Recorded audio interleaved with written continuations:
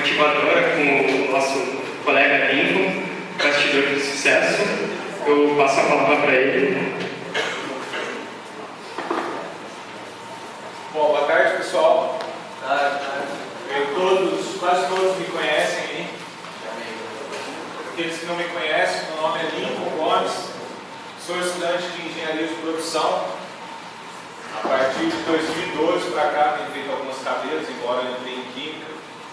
E o que eu quero compartilhar com vocês é um pouco umas experiências que eu tenho ao longo dos anos da minha vida aí, sobre bastidores do sucesso. O sucesso, todo mundo tem uma ideia do que é. Não vou falar o que é o sucesso para vocês, eu vou desmistificar o sucesso. Porque a ideia básica que a gente tem é: o sucesso é a prosperidade. Eu vou arrumar um emprego bom, eu vou conseguir uma esposa, um esposo bem-sucedido, vou morar num lugar agradável, etc. Só que realmente isso mesmo que é o sucesso para nós? Será que é isso que a gente busca no nosso dia a dia aí, na academia, aqui na escolar, né, acadêmica, e também no mundo profissional aí? Será que é isso mesmo? Um pouco que eu quero compartilhar com vocês é o seguinte: eu tive duas experiências de sucesso, duas experiências que foram diferentes. A primeira delas foi uma empresa na qual eu era sócio com mais dois amigos e tudo deu certo, tive sucesso. Tinha sucesso financeiro, o pessoal conhecia, estava em crescimento, a empresa estava muito bacana. Porém, isso foi lá em meados de 2007, 2008. Nós, três amigos, jovens, o dinheiro estava rendendo, só que tinha um problema. A partir do momento que você não tem experiência para lidar com certas situações, você fica mais fadado ao fracasso. E foi isso que aconteceu. Tivemos alguns problemas ali, porque já existe um ditado popular aí que diz que a sociedade é uma coisa que não deve ser feita, que é bem perigoso, essa questão de ter sócio e etc. Porém, no relacionamento é difícil você fazer alguma coisa sozinho. Dificilmente você vai montar uma empresa sozinho, vai levar essa empresa, vai fazer todo o serviço sozinho. Seja confecção de produto ou prestação de serviço. Dificilmente você vai fazer isso sozinho, você vai precisar lidar com outras pessoas. E eu aprendi bastante ao longo do tempo. Foi aquele alto e baixo da vida, eu tive esse momento aí. Outra etapa que para mim foi um marco de sucesso, assim, até recentemente, nós fizemos uma visita técnica em Campo Bom, numa fábrica de sapatos, e grande experiência profissional que eu tenho na minha vida é trabalhar com sapatos. Já fui operário também, foi uma experiência que eu não gostava. Era um lugar que todos os dias que eu ia, seguindo a fala dele, eu falava: puxa, o que eu estou fazendo aqui? Droga, não quero ir trabalhar. Mas é aquilo, a gente precisa do dinheiro. A gente vive num sistema no qual, desde a infância, seu cérebro já é programado para você agir de certa forma. Eu vou citar um exemplo. Quando muitos pais dizem que não é para você andar com fulaninho já está fumando, você vai fumar também. Isso pode acontecer, uma influência, só que temos uma influência que talvez dentro da própria casa, tantos exemplos de pais alcoólatras, pais fumantes, em que os filhos vão se tornar alcoólatras, vão se tornar fumantes. Entendeu? Isso é muito comum na sociedade. E a partir disso que eu vou dizer aí o que é essa desmistificação do sucesso. Por quê? Você está programado. De certa maneira, você tem que desprogramar a sua mente e seguir o seu próprio caminho. Entrar naquilo que o João disse aqui, que é o autoconhecimento também. Observe só. Primeiro passo. Só estava falando aqui, não terminei o raciocínio. Depois de ir nessa visita da fábrica da Arezzo, eu estava lá no setor no qual eu trabalhava, eu penava todos os dias e eu me perguntava o que eu estava fazendo ali. Porém, eu retornei a uma fábrica, um setor parecido, as coisas estão bem mais tecnológicas, é incrível. E naquele momento eu tive um momento de satisfação pessoal muito grande. Porque se você chegasse para mim, 2000 e poucos lá, que trabalhava numa fábrica de calçado, e dissesse: o que você acha do seu futuro? Eu queria algumas coisas, eu sonhava, eu sempre sonhei alto. E parecia utópico, até hoje parece utópico as coisas que eu almejo. Porém, se eu alcançasse metade das coisas que eu desejo, ia ser muito gratificante. Mas esse dia eu pensei, se alguém chegasse para mim e falasse, Nico, você um dia vai ser um futuro engenheiro de produção, você vai voltar nesse lugar que você está aí, que a pessoa está te enchendo o saco para você trabalhar mais rápido, um dia você vai poder comandar um lugar como esse daqui, se você quiser. Sinceramente, é legal, né? Mas, bom, é difícil. É difícil. Enfim, para mim foi uma satisfação pessoal muito grande. Não tenho o dinheiro que eu tinha enquanto tinha empresa, mas foi uma satisfação maior do que as coisas que eu realizei quando não tinha dinheiro, etc. Vamos lá então. O que você busca hoje? Quais são os seus sonhos? Você pode se lembrar da tua infância que você tinha desejos e aquela famosa frase, o que você quer ser quando você crescer? E aí tinha aquelas partes, eu quero ser astronauta, eu quero ser piloto, alguns mais sofisticados, assim, com determinado conhecimento, quero ser advogado, quero ser engenheiro. Crianças de 5 anos, dependendo da classe social, nem sabe o que é um engenheiro, não sabe o que é um advogado. O máximo que ele vai saber é o que é um médico, porque realmente ele vai precisar disso daí. Portanto, se você sabe o que você quer, ou você nasceu, você já é um vencedor, você venceu a competição espermática. Uau, você já tem um ponto já. E todos são capazes de realizar grandes feitos e ser útil. Porém, tem essa questão de utilidade. O que as pessoas entendem por ser útil? Sei lá, um profissional da saúde, ele é útil porque ele salva algumas pessoas. Um bombeiro, ele é útil porque ele ajuda a apagar um incêndio, ele pega o gatinho lá de cima da árvore. Na real, nunca vi um bombeiro fazer isso, na verdade. Mas, enfim, essa é a questão da utilidade. E nós, estudantes aqui, estamos falando ali em algumas matérias que talvez não fazem nenhum sentido para a gente. Então, nós somos inúteis, porque, sinceramente, não dá. Mas, na real, vamos difundir, então, qual é esse conceito de ser útil ou não. Meados lá do início do século XIX, teve um movimento muito interessante, iniciado na França, chamado Iluminismo. Através desse movimento, a gente tem essa fundição da liberdade que é conhecida hoje, certo? E um pensador muito conhecido dessa época, John Stuart Mill, ele era filósofo, também um economista britânico, ele difundiu o utilitarismo. E o que ele fala? Considera a boa ação e a boa regra de conduta caracterizáveis pela utilidade e pelo prazer que podem proporcionar a um indivíduo em extensão à coletividade. Então, o que é ser útil agora? Deixa eu ter uma noção melhor. Não é o carinha lá que é bombeiro, o médico e o estudante é inútil. A gente já tem a extensão à coletividade. É você fazer, um adendo. Muitos exércitos utilizam esse contexto do utilitarismo aí para o seu lema ali com os seus soldados. Por quê? A questão de tentar salvar um, você vai salvar vários. Isso John Stuart Mill chama de maximização da felicidade.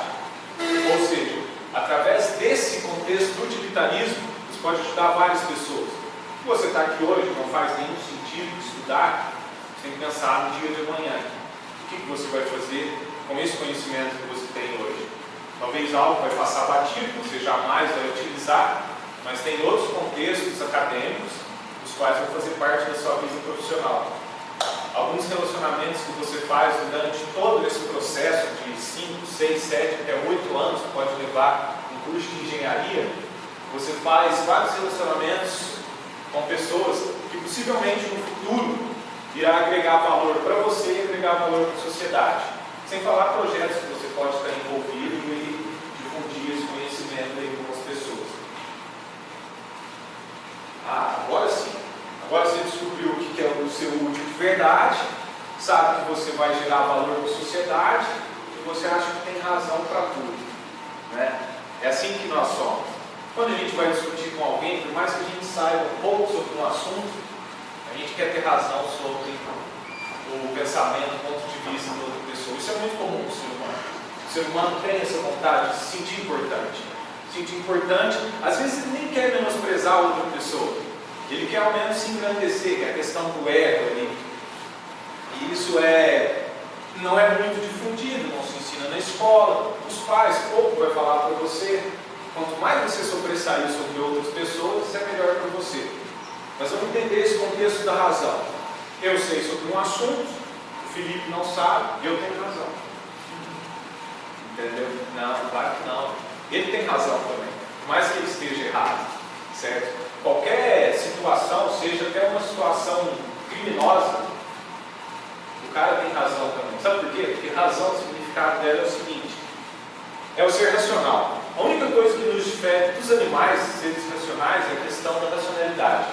Então, se eu fiz alguma coisa errada, mesmo assim eu tenho razão. Eu não tenho consciência daquilo que eu estou fazendo. Eu não tenho discernimento de pensar que isso vai prejudicar outras pessoas, prejudicar o meio ambiente, etc. Então, a razão entra nessa questão aí. É muito fácil você sobressair sobre outras pessoas numa discussão, só que é muito difícil, quando você magoa outra pessoa, você chegar para ela e reconhecer teu erro e dizer que você sente muito, por exemplo. Essa parte da racionalidade, que só os seres humanos têm, é difícil de acontecer. É a parte mais humana que nós deveríamos ter conosco como evolução pessoal. A partir daí, então, o que acontece? Toda ação que nós fazemos vai ter uma reação positiva, negativa, vai agregar valor para a gente, vai prejudicar uma, vai prejudicar várias pessoas. Vamos ver o exemplo daquela empresa que teve aquela tragédia ambiental em Mariana, Minas Gerais. Quantas pessoas não foram prejudicadas ali por questão de, sei lá, um grupo de no máximo 5 pessoas que lideravam uma empresa gigantesca ali e danificou o ecossistema, danificou a vida de várias famílias. Entendeu? Eles tiveram razão de fazer isso, mas não tiveram discernimento. Não tiveram, talvez, consideração. E toda ação gera uma reação, isso é uma consequência da ação. E a gente entra em outro ponto filosófico bem interessante, que é o consequencialismo, também da era do iluminismo. Todos esses conceitos filosóficos são pré-socráticos, da antiga Grécia lá, porém, mais difundidos para a sociedade moderna a partir do século XIX, desse movimento iluminismo.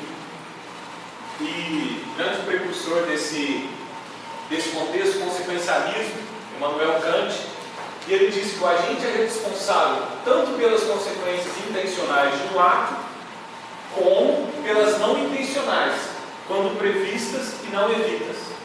É muito comum também no mundo do crime aí, as pessoas têm um sujeitinho, ele roubou lá da casa de alguém, só que tinha mais 2 pessoas com ele.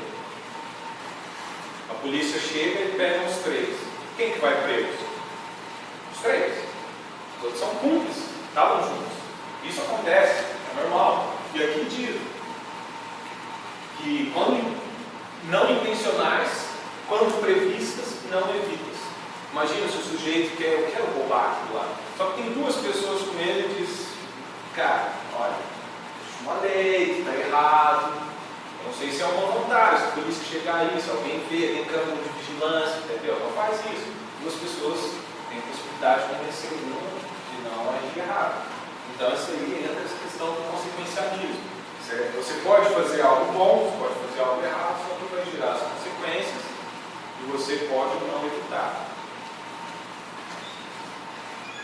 De certa forma, como eu estava dizendo anteriormente, a questão de você ser programado, muitos chamam isso daí de sistema. Olha ali. O que nós devemos fazer como profissionais, digamos, intelectuais, hoje em dia cresceu. Na época que eu prestava vestibular, 2000 e pouquinho lá também, eu lembro de uma estatística que dizia que 1% da população brasileira estava nas universidades. 1% da população brasileira eram intelectuais. 1% da população brasileira sabia quais eram os seus direitos, quais eram os seus deveres. 1% da população brasileira isso e aquilo. E, poxa vida, e o resto das pessoas? Existe um pensamento também que diz que a ignorância é uma bênção. Quando você não conhece certas coisas, as pessoas simplesmente não estão nem aí.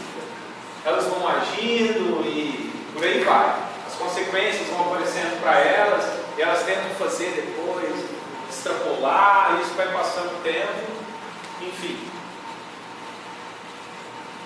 Porque certeza na nossa vida nós não temos de nada. Nós não temos certeza que eu vou formar no dia de manhã, etc. e tal. Principalmente a questão das grades curriculares, a disponibilidade do professor, a disponibilidade de sala. E agora imagina no mundo lá fora. A única certeza que a gente tem é que a gente morre. Só que existem atividades que nós realizamos que a gente tem certeza que no dia seguinte você vai trabalhar, no dia seguinte você vai ter aquela aula, no dia seguinte você tem planos, no dia seguinte você acordou, a possibilidade de você realizar é muito grande. Porém, o que quer dizer isso daí? O espírito das muletas que nos servimos. Voltando àquele assunto de sermos programados. Existem 3 métodos interessantes no mundo, que é pouco difundido, que alguns dizem que é teoria de conspiração e etc., mas isso é verdade. O ser humano ele provém de 3 aspectos fundamentais, que é o aspecto físico, aspecto intelectual, aspecto espiritual. Só que existem várias divergências sobre essas questões. Aspecto físico, o mais comum seria a pessoa se alimentar bem, praticar algum tipo de atividade física, manter a sua saúde em dia. Alguns diziam que é ir para a academia, tem que ficar bonito, passar na rua, ir no carnaval, fazer a festa, etc. Não, isso não vai, isso vai te dar autoestima ali, mas é um pensamento egoísta, entendeu? Você manter a sua saúde em dia, se você tem uma família, você tem mais possibilidade de educar teu filho ao longo dos tempos, entendeu? A outra que é intelectual é o seguinte, é você tem que buscar conhecimento, não para ter razão lá, para sobressair sobre as outras pessoas, mas é para você mesmo, para sua vida pessoal, em determinado campo, seja da saúde, seja de engenharia, advocacia, de operações de indústria de base, que envolve muita tecnologia, é interessante você ter um conhecimento básico, seja de matemática, física, biologia, ciências em geral. É legal que você não precisa saber tudo, mas você tem uma pequena base. Agora, uma outra questão que é pouco falada, que as pessoas confundem muito, eu acho interessante isso daí, pode ser até uma opinião pessoal, mas muitos intelectuais do mundo falam sobre isso daí, falam sobre educação. Não vou questionar sobre o sistema do nosso país, porque todos conhecem, mas educação básica. Educação, você ter conhecimento é uma coisa. Educação básica, você ter conduta, você ter os valores morais, que vai gerar valor para a sociedade, vai gerar exemplo para outras pessoas, é totalmente diferente. Então aí vem dessa parte intelectual. Você vai ter o discernimento aí para N razões da sua vida, N setores ali, você conhece um pouquinho de cada um, você vai saber sobressair sobre aquilo. Eu lembro que em uma palestra do engenheiro, ele falou, olha, cálculo, física, que vocês aprendem aí, pouco vocês vão utilizar. Pode ser. Outro professor falar, o importante para vocês é o seguinte, você aprendeu aquilo que você guardou, você pode utilizar. O que você não guardou, você tem que ter a capacidade de, quando você precisar, buscar um material e saber solucionar um problema. Isso é primordial na nossa vida acadêmica, certo? Então, essa parte intelectual. A parte espiritual, aí muito seria, eu tenho que rezar, eu tenho que buscar uma religião, tenho que ter uma crença. Não, basicamente não. Você pode buscar, se você tiver um propósito, mas não adianta você adorar algo se você não conhece a si mesmo. Se você não sabe olhar para si e, através de uma atividade física, você saber os seus limites físicos, os seus limites intelectuais. Isso pode ser testado através de uma prova? Talvez. Você estudou ali, talvez você tenha a capacidade de testar o seu conhecimento. Talvez numa prova esportiva você tenha a capacidade de testar o seu condicionamento físico. Você conheceu os seus limites, tanto intelectuais, físicos, psíquicos principalmente. Porque um outro filósofo indiano, se eu não me engano, não vou mentir para vocês. Bom, o importante é que ele dizia, nossa mente é um cavalo selvagem. Você só é livre quando você tem controle total sobre os seus pensamentos.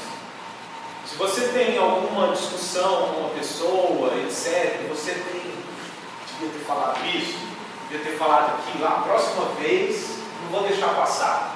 Quanto tempo isso fica na sua cabeça? Quando a pessoa termina um relacionamento com alguém pessoa, puxa, não queria terminar.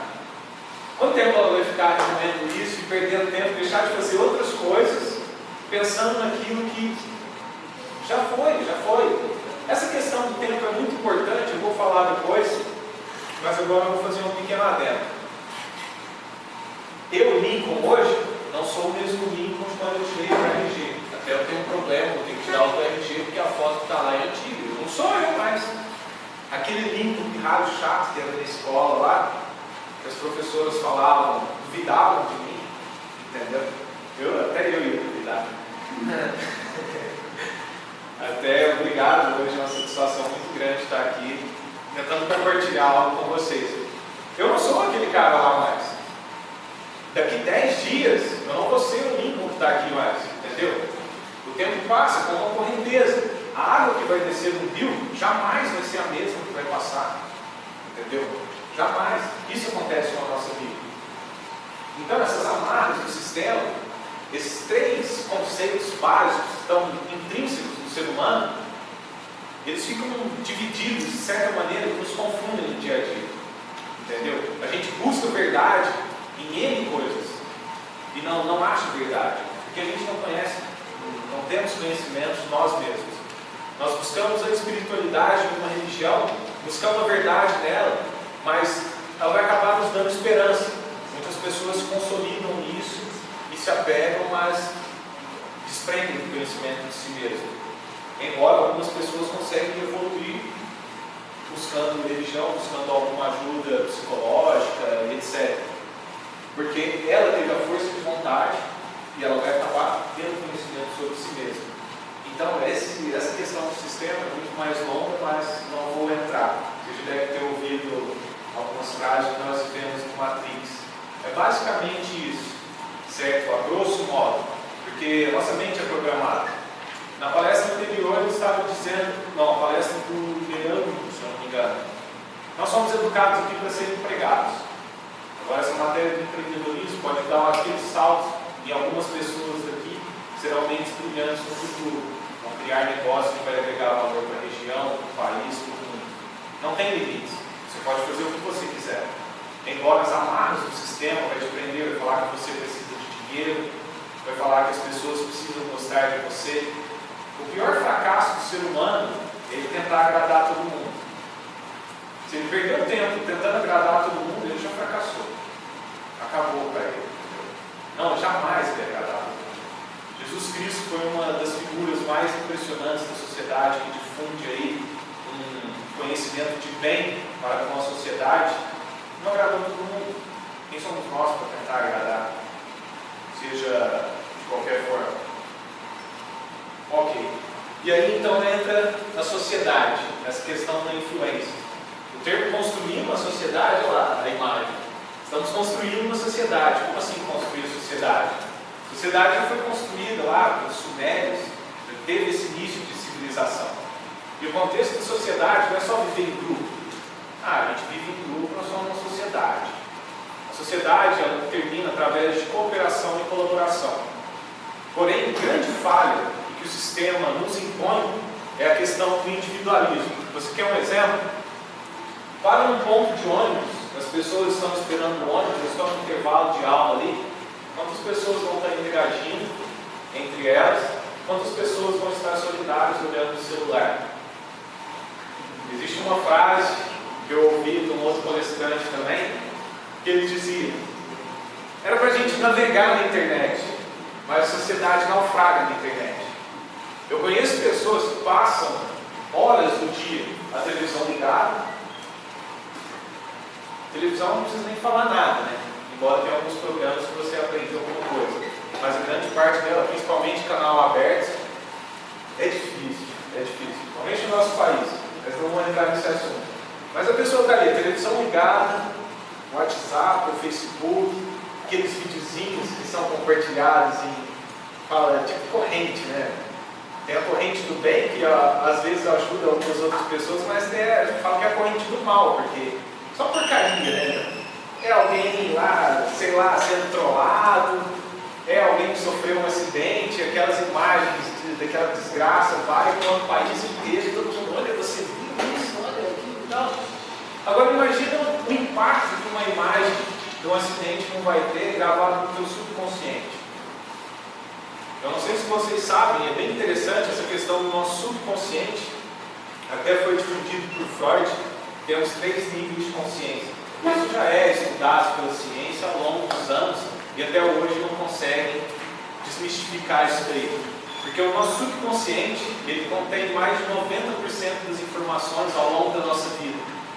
As ações que nós fazemos, às vezes involuntárias, assim, é devido às experiências do nosso subconsciente.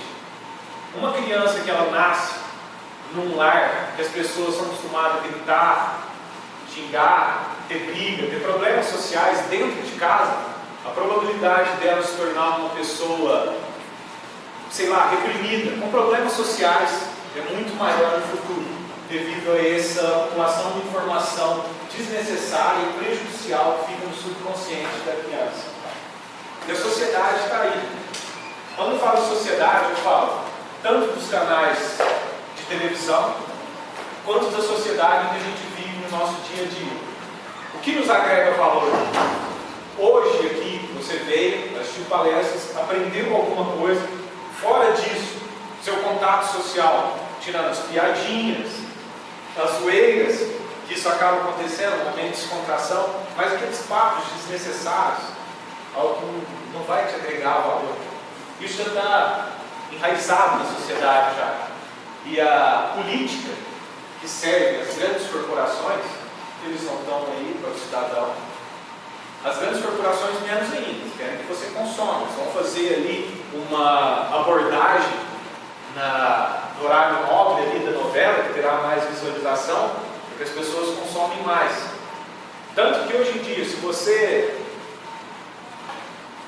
quiser entrar no mercado com um tipo de combustível renovável, quanto tempo você acha que vai demorar para você entrar no mercado? Motor a água, todo mundo já ouviu falar. Todo mundo já ouviu falar daquele conversor que você coloca e ele separa as moléculas da água ali e há combustão somente de nitrogênio. É uma coisa simples de fazer. Tem um documentário muito interessante que se chama Power, o Poder por Trás da Energia, que comenta que vocês vejam. O quanto o conhecimento de alguns cientistas foram corrompidos devido a, seria anacrônico dizer absolutismo, mas o monopólio de algumas empresas que impõem que o consumo deve ser somente daquele produto. Isso é visto, a sociedade tem isso daí.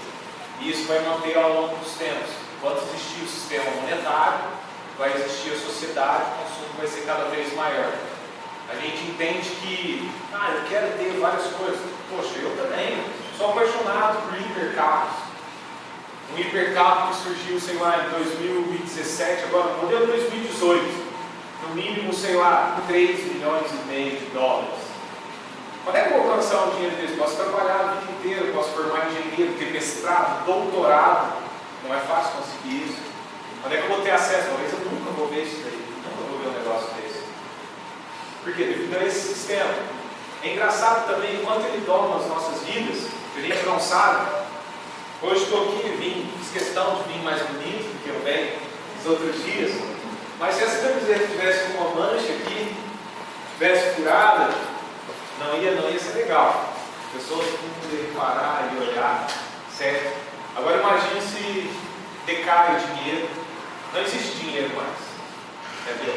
A produção de roupa agora não é aquela produção em massa, em que você vai lá, compra uma camiseta ou boss, paga R$400 e talvez tenha um ali no camelô similar ali por R$20 e você vai lá no meio desmolinado e vai fazer diferença. Isso acontece também.